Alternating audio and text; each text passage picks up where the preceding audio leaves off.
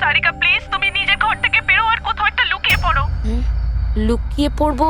কিন্তু কেন বৌদি, সব ঠিক আছে? হ্যালো সারিকা আমার কথা শোনো, তুমি টাইম ওয়েস্ট করো না, তুমি নিজের ঘর থেকে বেরো। আমি এই পার্টিতে এখানে শুনেছি তোমার জীবনের ঝুঁকি আছে, কেউ তোমাকে ওখানে মারতে আসছে। সারিকা প্লিজ ঘর থেকে বেরো। কি বলছো তুমি বৌদি? Hello hello. ওই লোকটা যেই হোক ও তোমার লেফট সাইড দিয়ে আসবে, আমিও পুলিশ নিয়ে আসছি ওখানে। প্লিজ প্লিজ তুমি টাইম ওয়েস্ট করো না, ঘর থেকে বেরিয়ে পড়ো। হ্যাঁ হ্যাঁ, কিন্তু বৌদি হ্যালো।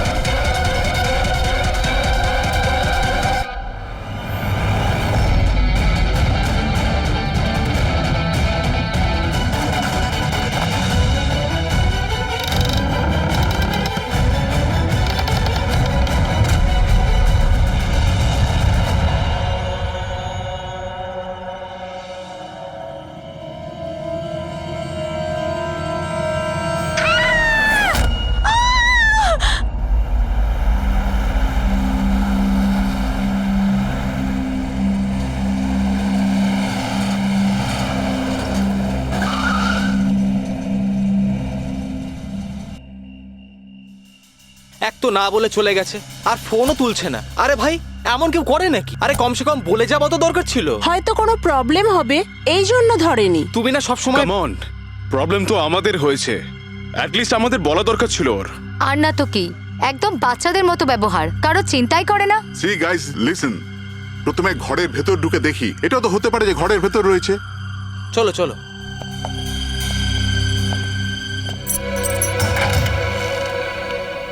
এখানে তো অন্ধকার কেন?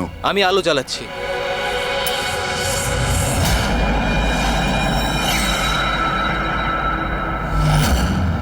এসব কি?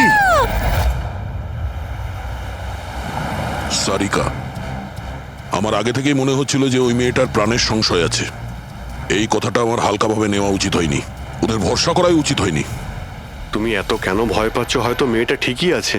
তুমি জানো না অভিজিৎ, এই মেয়েটার এমন একটা রোগ আছে যার কারণে যে কোনো সময় ওর জীবন যেতে পারে। কেউ যা খুশি করতে পারে ওর সঙ্গে, কিন্তু ও জানতেই পারবে না। জানতে পারবে না? স্যার, ওকে ঘুমাতে আছে? না, কমায় না, একটা অদ্ভুত রোগ। আমিও এই রোগের ব্যাপারে আগে কখনো শুনিনি। একটা অসুস্থ মেয়েকে তার পরিবারের লোক মারতে কেন চাইবে? যতটা আমি ওদেরকে চিনেছি, আমার মনে হচ্ছে যে ওদের ভাবসাব খুব একটা সুবিধার নয়। সারিকার সঙ্গে আমার কয়েকদিন আগেই দেখা হয়। একদিন আমি অফিস থেকে যখন বাড়ি যাচ্ছিলাম,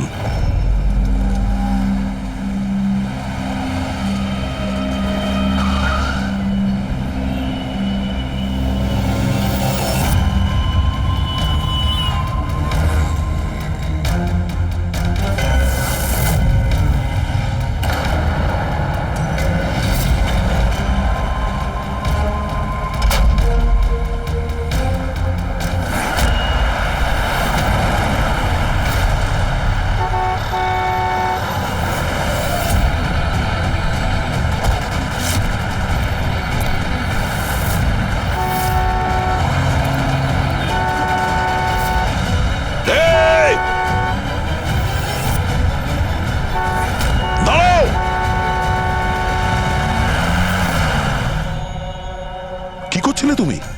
হ্যাঁ, এত বড় একটা ট্রাক সামনে থেকে বেরিয়ে গেল, তুমি দেখতে পাওনি? ও হর্ন বাজাচ্ছিল, তুমি শুনতে পাওনি? হ্যাঁ, আত্মহত্যা করার চেষ্টা করছিলে কি? মনে হচ্ছে দেখতেও পায় না, শুনতেও পায় না। কিন্তু এই রাস্তায় একা কি করছে? কে কে আছে এখানে? আকাশ দাদা, কে আপনি? কে? তার মানে আপনি দেখতে পান? তাহলে আপনি আমি আর ওই ট্রাক দেখতে পাননি? চাপা দিয়ে চলে যেত আপনাকে যদি আমি আপনাকে না বাঁচাতাম। সরি, আমি সত্যি দেখতে পাইনি। সারিকা, সারিকা তুমি ঠিক আছো তো? সারিকা, তুমি একলা কোথায় চলে গেছিলে? তোমার যদি কিছু হয়ে যেত তাহলে? আমি আগেই বলেছিলাম আমরা প্রপার্টি দেখতে যাচ্ছি, ওকে সাথে করে নিয়ে যাওয়ার কোনো দরকারই ছিল না, কিন্তু আমার কথা কেউ শোনেই না। রজনী প্লিজ থামো তুমি। ইনি ঠিকই বলছেন, আমি নিজে দেখেছি। ওনার লেফট সাইড দিয়ে একটা ট্রাক আসছিল, উনি দেখতে পাননি।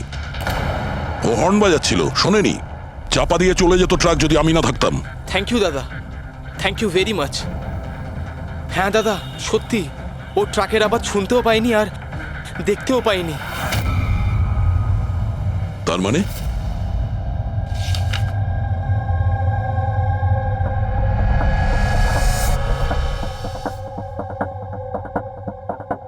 এইসব আপনি মানে আপনার শুধু জিনিস আর সবার এই ডান দিকটা নজরে আসে না, শুধু বাঁ দিকটা নজরে আসে।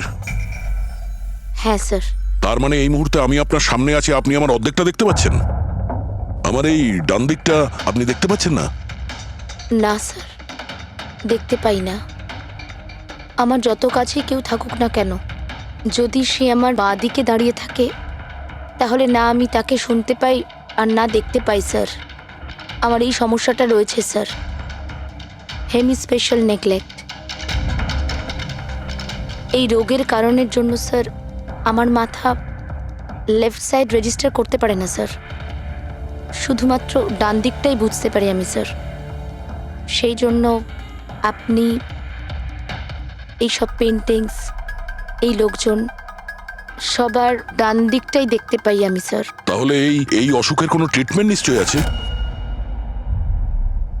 আর আপনারা ওনাকে রাস্তায় যেতে দিলেন কি করে? আপনারা তো জানতেন যে ওনার সঙ্গে কি হচ্ছে, তারপরেও যদি কিছু হয়ে যেত ওনার। স্যার আপনি বলুন স্যার, ওর তো নিজের বুদ্ধি ব্যবহার করার দরকার ছিল। ওর কি দরকার ছিল রাস্তায় একা যাবার? আর এ কোনো ছোট বাচ্চা নাকি যে 24 ঘন্টা ওকে নজরে রাখতে হবে? ইনফ্যাক্ট আমরা এর জন্য একটা বেবি সিটার রেখে নিই যে 24 ঘন্টা ওর দিকে নজর রাখবে। এখন এসব বলে কি হবে? হ্যাঁ, ভুল আমাদের হয়েছে, এটা তোমরা মানো আর না মানো আমি মানি। Sir, I am so sorry sir. Sir এই ভুল আর দ্বিতীয়বার আর হবে না। সারিকা আমার ছোট বোন, আর এর খেয়াল রাখার আমার দায়িত্ব স্যার। কারেক্ট। এরপর থেকে এরকম কোনোদিন হবে না। আর তাছাড়া এখন তোমার ওষুধ খাওয়ার সময় হয়েছে না, চল ওষুধ খাবে। স্যার এটা তো খুবই ভয়ঙ্কর রোগ। যদি কেউ ওর লেফট সাইডে সোজাসুজি অ্যাটাক করে তাও ও বুঝতে পারবে না। এক্স্যাক্টলি, এই ব্যাপারটাতেই আমার ভয়। এক তো এই অসুখ, তার উপরে কোটি টাকার সম্পত্তির একলা ওয়ারিশও। সারিকার মা বাবা একটা অ্যাক্সিডেন্টে মারা গেছে, সারিকা বেঁচে গেছে, কিন্তু ওর এই হেমি স্পেশাল নেকলেট অসুখ হয়ে গেছে। ওর আশেপাশেও দেখভাল করার জন্য তো অনেক লোক আছে, কিন্তু তার মধ্যে জানি না কতজন আছে যারা সৎভাবে ওর ভালো চায়। এরকম কেন মনে হচ্ছে তোমার? অভিজিৎ, ওই উইল অনুযায়ী সারিকার পরে পুরো সম্পত্তি এই আত্মীয়দেরই পাওয়ার কথা। আর আমার প্রথম থেকেই এদেরকে খুব একটা ভালো লাগছে না। আর এই কিছুদিন আগে আমি ওর বার্থডে পার্টিতে গেছিলাম। চলো সারিকা, এবার কেকটা কাটো। দাদা আর 2 মিনিট ওয়েট করে যাই, দয়া স্যার হয়তো চলে আসবেন। আমি ওনাকেও ইনভাইট করেছি। অন্তত আমাদেরও বলতে পারতে। আরে কে কি বললো না ভাই? Oh I am so sorry, আসতে একটু দেরি হয়ে গেল। Many many happy returns of the day, happy birthday. I will take it, দাও। আপনি আপনাকে ঠিক চিনতে পারলাম না। আমি বলছি, এ হলো কৃতি। সারিকার মতো পেশেন্টদেরকে হ্যান্ডেল করার জন্য ইনি ট্রেনিং নিয়েছেন, আর আমি ইনাকে 24 ঘন্টা সারিকার সাথে থাকার জন্য অ্যাপয়েন্ট করেছি। আশা করি আপনি সারিকাকে নিয়ে আর চিন্তিত হবেন না। একদম। আর আমাদেরও মনে হয় যে কৃতি থাকলে সারিকা সেফ থাকবে। অ্যাবসলিউটলি। আমারই ভুল হয়েছে, শুধু আমার ভুল। আমার সারিকাকে ওদের ভরসায় ছাড়া উচিত হয়নি। আমার মেরে দিয়েছে হয়তো ওরা, ওকে বাড়ি এসে গেছে।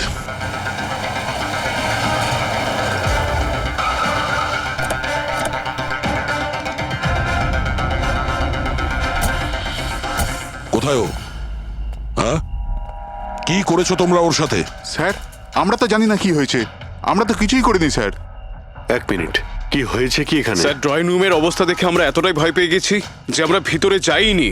আগে এটা বলো, সারিকা কোথায়? স্যার আমরা কিচ্ছু জানি না, আমরা কিচ্ছু দেখিনি স্যার। আমরা এইসব দেখে ঘাবড়ে গিয়েছিলাম আর সোজা আপনাকে ফোন করেছিলাম। ঠিক আছে, আমরা দেখে নিচ্ছি। পঙ্কজ, এদের সবার স্টেটমেন্ট রেকর্ড করো, আর কাউকে ভিতরে আসতে দেবে না।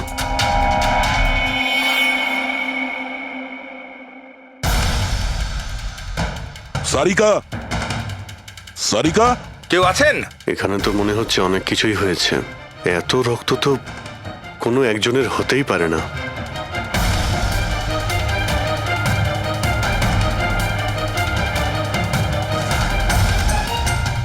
স্যার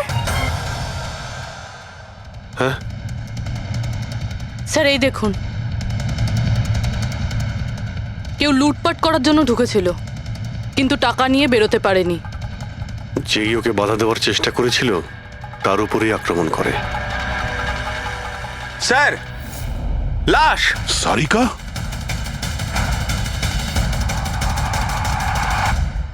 ও নো। হ্যাঁ? মানালি তো এ। এরপর থেকে এরকম কোনোদিন হবে না। আর তাছাড়া এখন তোমার ওষুধ খাওয়ার সময় হয়েছে না? সারিকার ছোট বৌদি, জয়ন্তর স্ত্রী। তাহলে ও কোথায় আছে?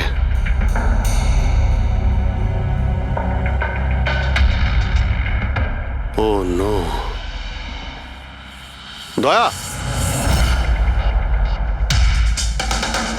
হ্যাঁ? এ হলো কৃতি।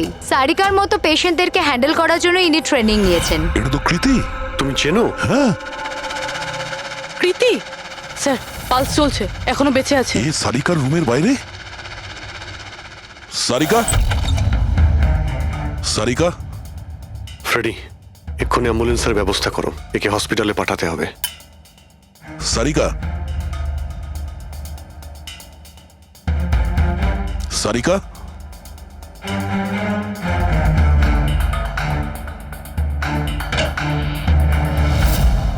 সারিকা? সারিকা? অভিজিৎ?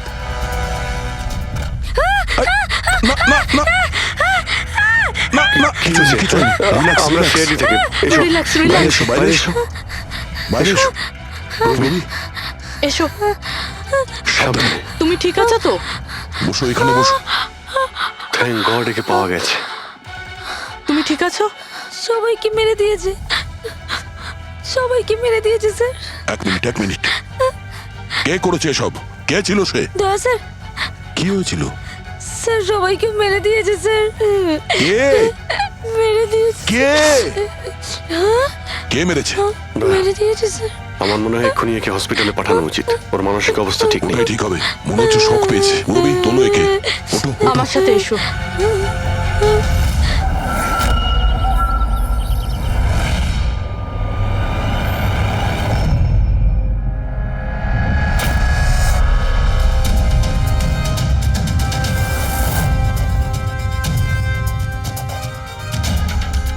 স্যার, আপনি আমাকে ঘরে কেন যেতে দিচ্ছেন না?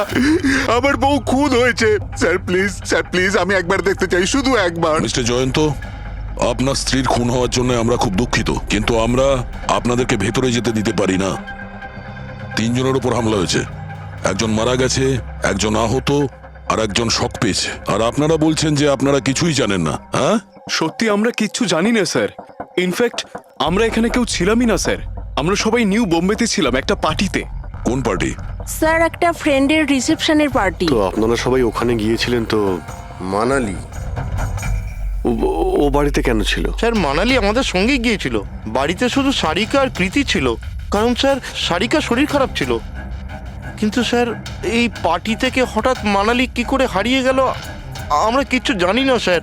স্যার, হ্যাঁ রবি। স্যার এই দেখুন, এর নখে এবং এর বডিতে অনেক গুঁড়ো চুল পাওয়া গেছে।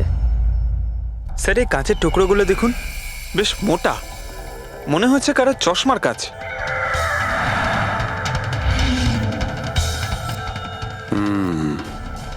চশমারই মনে হচ্ছে। রেখে দাও সাবধানে। এই টেনে নিয়ে যাওয়ার চিহ্নের সঙ্গে রক্তের ফোঁটা।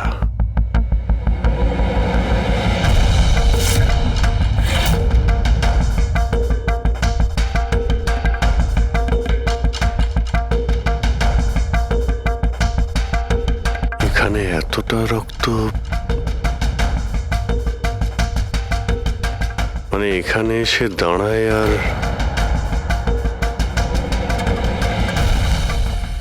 বাইকের চাকার দাগ।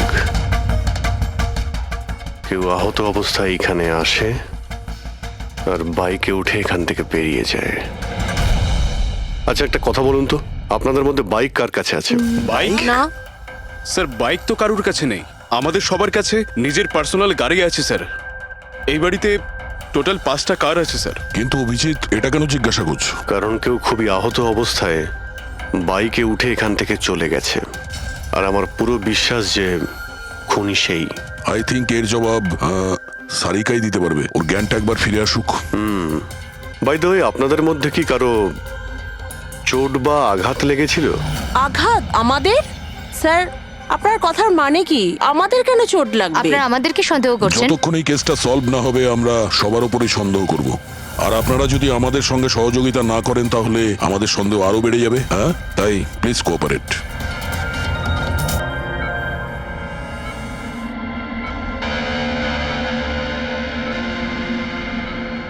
সারিকা,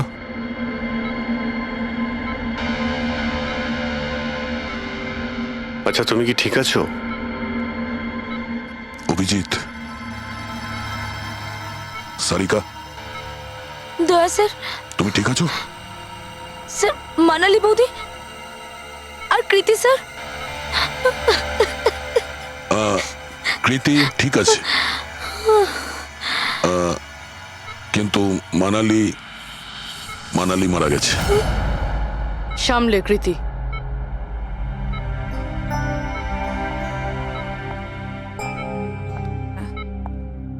কৃতি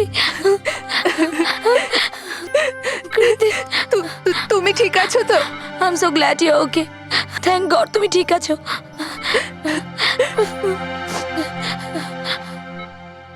আচ্ছা কাল এক্স্যাক্টলি কি হয়েছিল তুমি বলতে পারবে?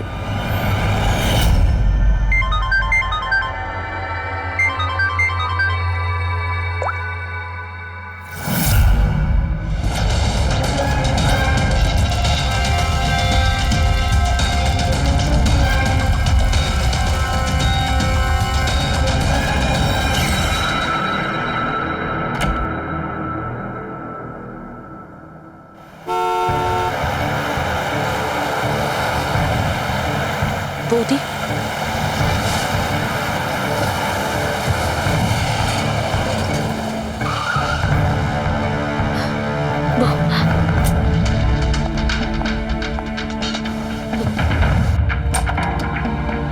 সারিকা,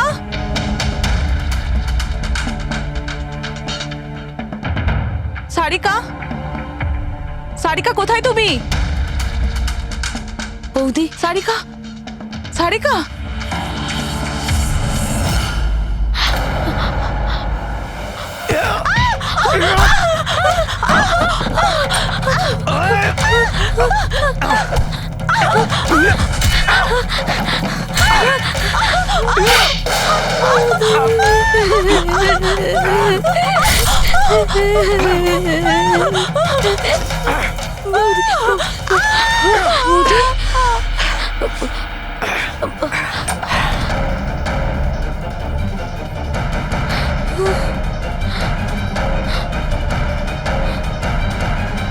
কৃতি কৃতি কৃতি।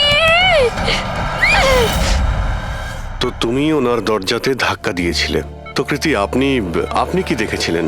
আপনার উপরে আক্রমণ কি করে হলো? সারিকার জোরে চিৎকারের আওয়াজ পেলাম, আমি তখনই ঘর থেকে বাইরে আসি। সারিকা, এইসব কি করে? কৃতি কৃতি সারিকা তুমি ঠিক আছো তো? কৃতি আমি আমি আমার রুমে। কৃতি আমি এখানে। Okay okay okay Sarika, you don't worry, I am coming. Kriti সাবধানে, খুনি এখনো বাড়িতেই আছে। খুনি? সারিকা, তুমি ওকে দেখেছো যে কৃতির ওপর হামলা করেছে? হ্যাঁ স্যার, আমি দেখেছিলাম। সারিকা, সারিকা, কৃতি কৃতি। সারিকা, সেই মুহূর্তে তুমি যা যা দেখেছো সেটা তুমি একটা পেপারের ওপর আঁকতে পারবে? হ্যাঁ স্যার। যখন আমি ওনাকে মানালি বৌদির পেছনে দেখেছিলাম তখন খুব ভয় পেয়ে গেছিলাম। আমি শুধু ওই মুখটার একটা ঝলক দেখতে পেয়েছিলাম স্যার। যখন আমি আবার দেখি তো তখন আমি শুধু হাতটুকু দেখতে পাই। কৃতি আমার দিকে আসছিল আর তারপর পিছন থেকে হাত এলো, ওই হাতটা ওর ওপর হামলা করলো। লোকটা রেনকোট পরেছিল আর গ্লাভস আর একটা বড় চকমকি ঘড়ি, এই যে একেবারে সেরকমই হুবহু যেমনটা আমি দেখতে পেয়েছিলাম।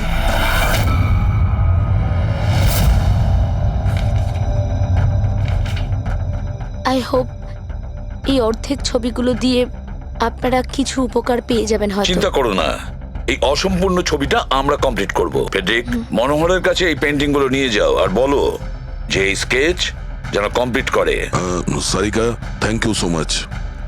আপনি যেতে পারেন, টায়ার্ড হয়ে গেছেন হয়তো। চলো সারিকা।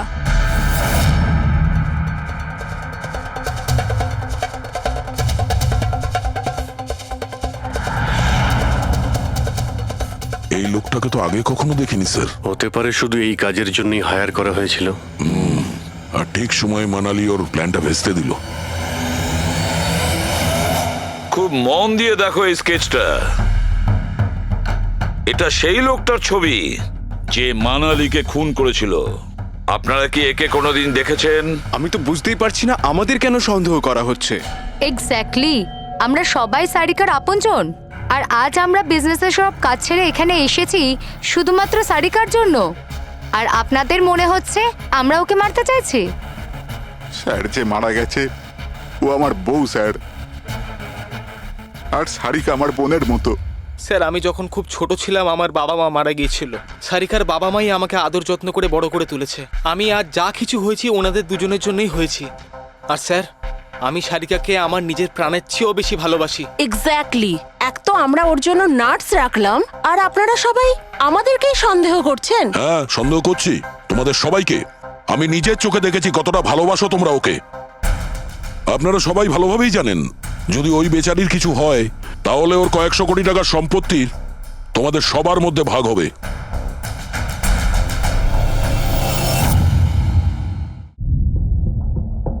ওকে বাড়িতে রেখে তোমরা সবাই পার্টিতে গিয়েছিলে। ওখানে মালিনী কোনো কথা শুনেছিল যে কোনো খুনি ওকে মারতে চলেছে। মালিনী কাউকে কিছু না বলেই নিজে ওকে সাবধান করে আর চলে যায় সেখানে যেখানে খুনি মানালিকে মেরে ফেলে। আর যদিও পার্টিতে এই কথাটা শুনে থাকে তাহলে আপনাদের মধ্যে কেউ হবে? কেউ না? ঠিক আছে, তোমরা এখন যেতে পারো, কিন্তু একটা কথা ভালো করে মনে রাখবে, আমাদের কড়া নজর থাকবে তোমাদের উপরে।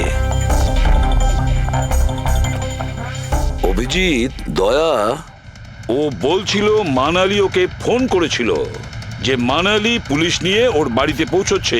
এক্স্যাক্টলি স্যার, কিন্তু ও না আমাদের সঙ্গে কন্ট্যাক্ট করেছে না পুলিশের সঙ্গে। হতে পারে কেউ ওর পিছু নিয়েছিল, তাই হয়তো ও ভয় পেয়ে গিয়েছিল। একটা কাজ করি আমরা, পঙ্কজ পুরবী, ওই পার্টিতে যে কয়জন লোক এসেছিল ওদের প্রত্যেকের নাম আর ফোন নাম্বার বের করো আর খোঁজ নাও ওই রাতে মানালির বাড়ির আশেপাশে ওদের মধ্যে কার ফোন অ্যাক্টিভ ছিল।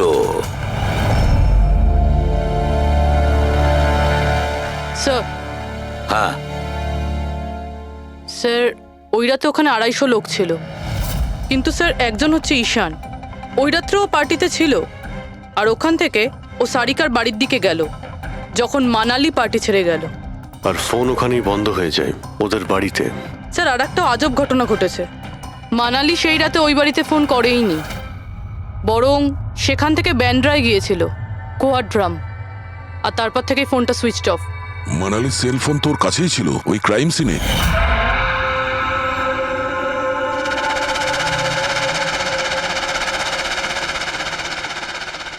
Switch off? আচ্ছা, এমনটা নয় তো যে ওই ফোনটা আসলে ঈশানের ফোন, ভুল করে ওখানে পড়ে গিয়েছিল? মানে ঈশান সেই রাতে সারিকা ভিলা এসেছিল। ডাকো ঈশানকে বিউরোতে। স্যার আমি করেছিটা কি? আমাকে এখানে কেন ডাকা হয়েছে? ঈশান, একটু আপনার চশমাটা খুলবেন? চশমা? স্যার এটা তো উইদাউট নাম্বারের চশমা, এটা তো আমি রেগুলার পড়ি না। ডক্টর সালুকের কাছে নিয়ে যাও এটা। স্যার আমাকে এটা তো বলুন আমি করেছিটা কি? আমরা আপনাকে এখানে মানালি মার্ডার কেসের ব্যাপারে ডেকেছি। ক্রাইম সিনে আমরা চশমার ভাঙা কাঁচ পেয়েছি। আপনার চশমাটাকে ওই কাচের সঙ্গে ম্যাচ করিয়ে দেখব।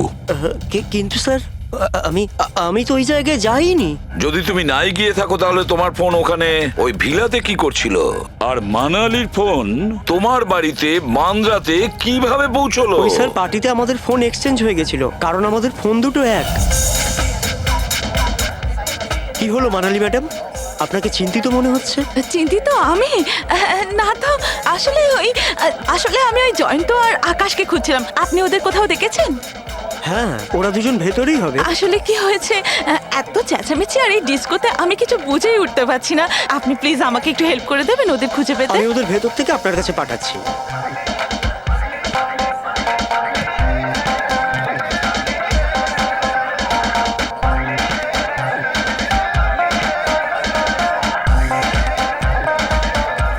মানালি, ঈশান, তুমি তো বলছিলে মানালি খুঁজছে আমাদের।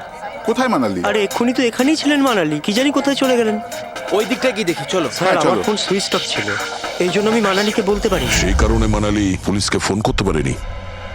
স্যার আমাকে বিশ্বাস করুন, আমি খুন করিনি। খুনি না হলেও খুনির সঙ্গী তো হতে পারো, যে ওখানে ওই পার্টিতে উপস্থিত ছিল।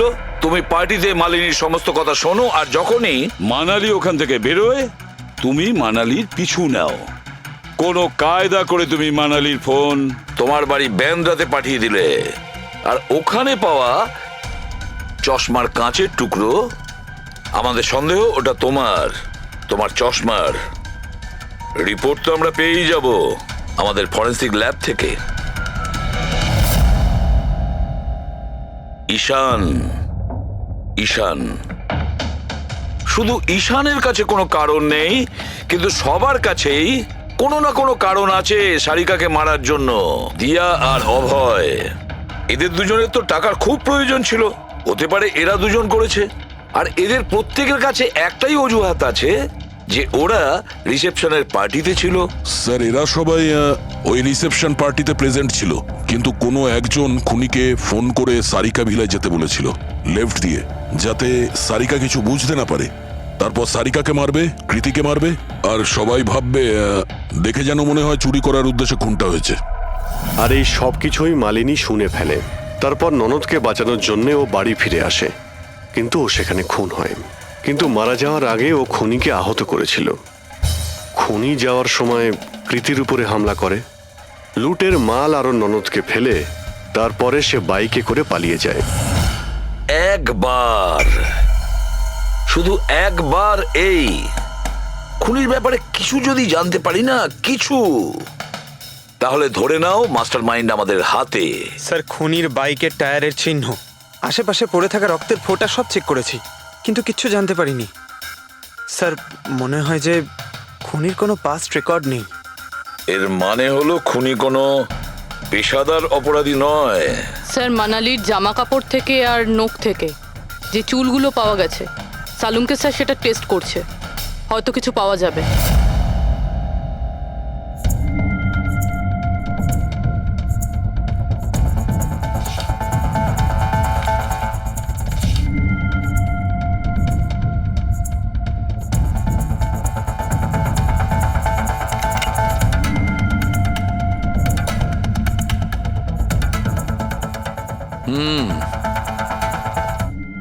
আমার আন্দাজ একদম ঠিক ছিল, এবার শুধু ডিএনএ রিপোর্টটা দরকার। হ্যাঁ সালুকে বস, হ্যাঁ একটা কথা ঠিক যে ঈশান খুনি নয়, কারণ ক্রাইম স্পট থেকে এই যে চশমার লেন্সের ভাঙা টুকরো পাওয়া গেছে, এইগুলো ঈশানের চশমার সঙ্গে ম্যাচ করছে না। এক তো ঈশানের চশমার পাওয়ার 0, আর দ্বিতীয়ত ঈশানের যে চশমাটা তার লেন্সগুলো একদম নর্মাল, কিন্তু এই লেন্সটা ফটোক্রোম্যাটিক, মানে রোদের সঙ্গে রং পাল্টায়। আচ্ছা, ওই যে রক্ত পাওয়া গিয়েছিল ওই বাইকে টায়ারের মার্কের কাছে, সেটা কি খুনির রক্ত? হ্যাঁ, ওই রক্তটা খুনিরই, যার বয়স 25 থেকে 30 বছরের মধ্যে। আর মানালির নখে যে চুলটা পাওয়া গেছে ওটা নিশ্চয়ই খুনির। আসলে বস, হাতাহাতি করবার সময় চুল গোড়া থেকে উপড়ে আসে, অথচ এই যে চুলটা, এটা উপড়ে আসেনি, কাটা হয়েছে। আর এইটা দেখো স্ক্রিনে, যতগুলো চুল আছে সব আলাদা আলাদা রকমের। কোনো চুল সিধে, কোনোটা কোঁকড়ানো, আর ওগুলো রং দেখো, প্রত্যেকটা চুলের রং আলাদা। কোনোটা কালো, কোনোটা ব্রাউন, কোনোটা ডার্ক ব্রাউন, আর ওই গোল্ডেনও আছে। এই চুলগুলো একটা লোকের হতেই পারে না। আলাদা আলাদা লোকের চুল? হ্যাঁ দয়া, এই চুল থেকে আমরা বিভিন্ন ধরনের কেমিক্যাল পেয়েছি, যেমন হচ্ছে কেরাটিন, ফিফটাইন, আর অনেক কিছু। আমার মনে হচ্ছে না যে এই চুলগুলো কোনো একজন লোকের মাথার চুল। Hello, oh good, very good, thank you very much, good news, bye. DNA টেস্টের রিপোর্ট, এই রিপোর্ট এই বিষয়টা কনফার্ম করছে যে এই যে চুলগুলো সেগুলো কোনো একজন ব্যক্তির চুল নয়। যে লোকটার ড্রেসের ওপর আলাদা আলাদা চুল আছে, আলাদা আলাদা লোকের কাটা চুল, সেই লোক কোনো বড় সেলুনে কাজ করে, হেয়ার স্টাইলিস্টের।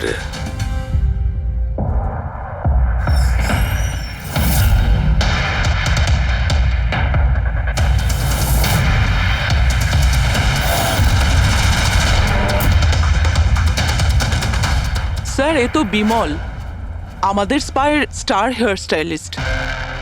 স্যার, এখানে যেই আসুক না কেন সবাই ওর কাছেই হেয়ার স্টাইল করতে চাইতো। কিন্তু স্যার, এই কিছুদিন ধরেই হলো এই টাকা পয়সা নিয়ে ভীষণ চিন্তিত থাকতো। এর জুয়া খেলার খুব অভ্যাস ছিল। কিন্তু স্যার, এই খুন করবে এটা স্যার আমি একদম ভাবতেই পারছি না। যাই হোক, এখনো কোথায় আছে বলতে স্যার, পারবেন? একে এখন কোথায় পাবেন এটা আমি বলতে পারবো না, তবে কিছুদিন যাবত এখানেও কাজে আসছে না, আর নাও আমার ফোন তুলছে।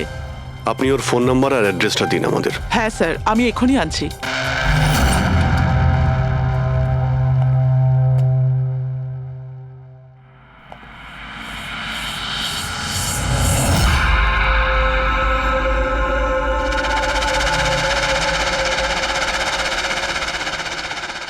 ও নো, এ তো গেছে। বিষ খেয়েছে। এখানে আঘাত লেগেছে, আর এই কাঁধেও নখের চিহ্ন। মানে এই হলো সেই যে মানালিকে খুন করেছে। দেখো কিছু পাওয়া যায় কিনা।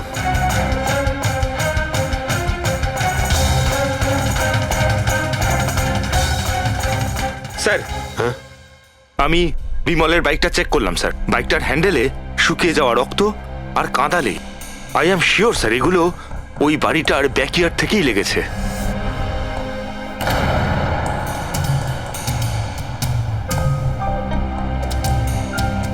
স্যার, স্যার, এই ভেঙে যাওয়া চশমা আর এই রেনকোট পেয়েছি।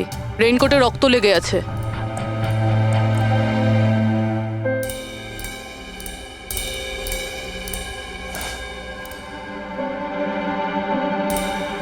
এই দেখতে পাচ্ছ, বাঁ হাতে ঘড়ি। হ্যাঁ, তাহলে স্যার যদি বিমল বাঁ হাতে ঘড়ি পরতো তাহলে ও কি করে বলল যে ডান হাতে ঘড়ি পরা ছিল? ওই রাতে পার্টিতে মানালি কেউ সারিকাকে খুন করবে সেই আলোচনা শুনে ফেলে, আর তখন মানালি ঈশানের কাছে সাহায্য চায়। ওকে বলে যে জয়ন্ত আর আকাশকে ওখানে পাঠিয়ে দিতে। এর মানে আকাশ আর জয়ন্ত দুজনেই নির্দোষ। বাকি রইল এই তিনজন, রজনী, অভয় আর দিয়া। ওই খুনের মাস্টারমাইন্ড এই তিনজনের মধ্যেই কেউ হবে। আচ্ছা স্যার, ওই কলের অন্যদিকে কে ছিল? স্যার, ওই বিমল হতে পারে। না স্যার, আমি বিমলের ফোন রেকর্ড চেক করেছি। ওই রাত্রে ওদের মধ্যে কেউই বিমলকে ফোন করেনি। তাহলে অপর প্রান্তে কে ছিল সেদিন? ল্যান্ডলাইন? আচ্ছা, ওদের বাড়ির ল্যান্ডলাইন ফোন? হ্যাঁ, হতে পারে। ফ্রেডি, পঙ্কজ, একটু খোঁজ নিয়ে দেখো তো 11টার আশেপাশে ওদের ল্যান্ডলাইনে কেউ ফোন করেছিল কিনা।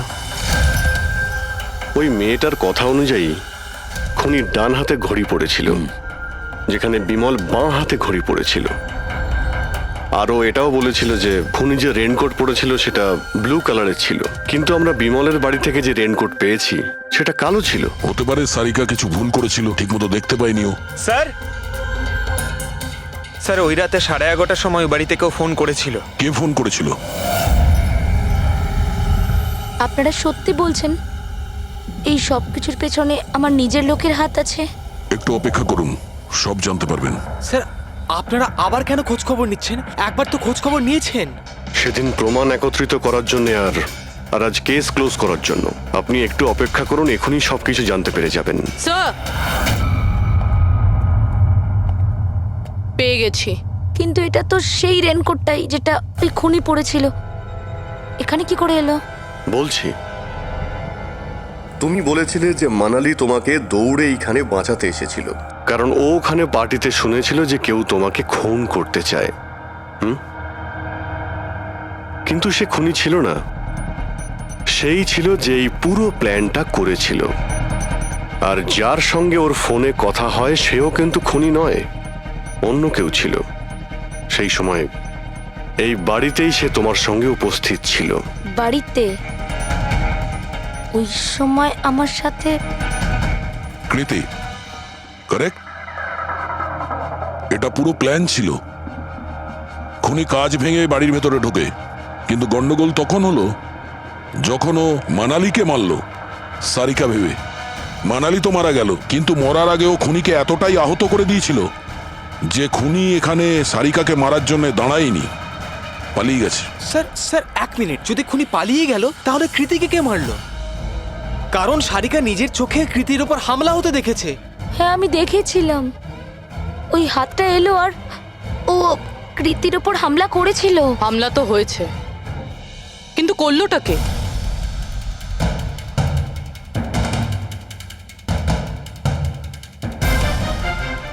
আপনারা সবাই আমাকে এভাবে কেন দেখছেন?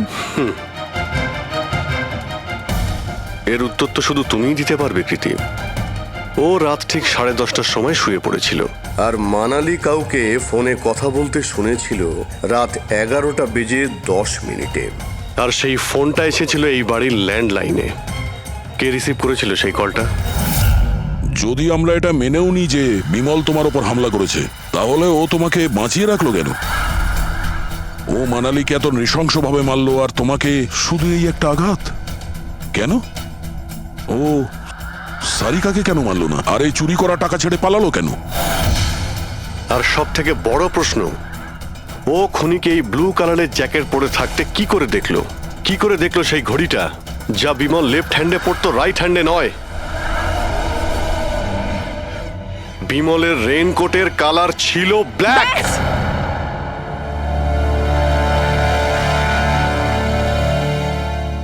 ঠিক চিনেছেন আপনারা। ওই হামলা আমি নিজেই করেছিলাম।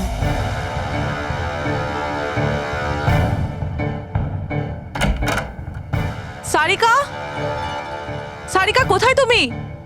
মানালি এখানে এই সময়?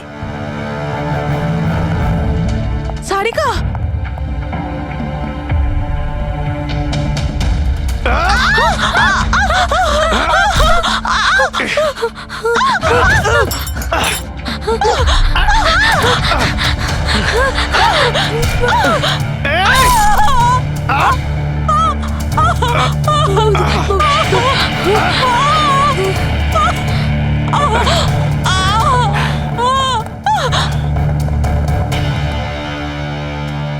কৃতি,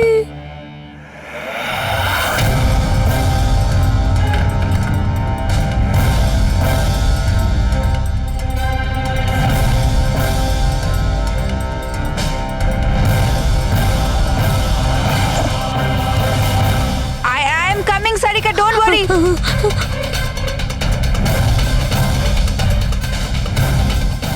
কৃতি,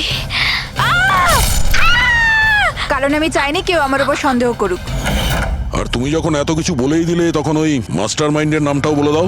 হ্যাঁ, আর তুমি যদি বলো ওর নামটা আমি বলে দিই, যে মানালিকে মেরেছে আর সারিকাকে মারতে পারতো। কি রজনী দেবী? আপনি জানেন আমরা কার কথা বলছি? রজনী, তুমি? হ্যালো, কিলার শার্প 11:30টায় পৌঁছে যাবে। সারিকার খেলা শেষ, যে কোনো মূল্যে করতেই হবে। ওই আমার বাকি টাকাটা? তুমি তোমার পয়সা পেয়ে যাবে। ওকে।